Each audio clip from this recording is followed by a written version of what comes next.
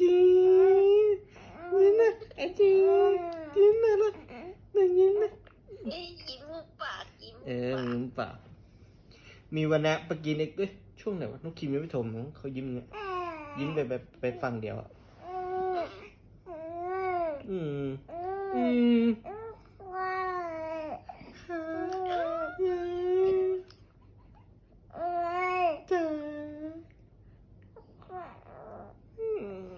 บนอะไรอ่ะ